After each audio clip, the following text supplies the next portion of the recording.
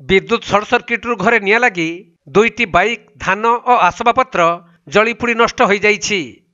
एपरी घटना घटी मयूरभंज जिला मोरडा थाना अंतर्गत कोही ग्राम मिलिथिबा सूचना अनुसार ग्रामर धनंजय बेहेरांक घरे विद्युत सर्ट सर्किट जगू निया लगी जाइथिला।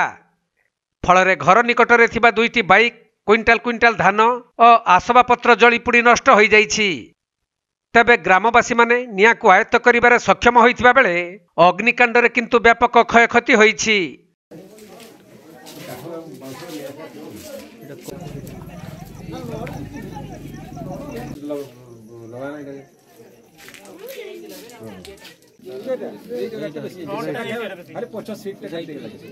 मयूरभंज जिला मुरुडारू ज्ञानरंजन बेहेरांक रिपोर्ट, कोणार्क लाइव।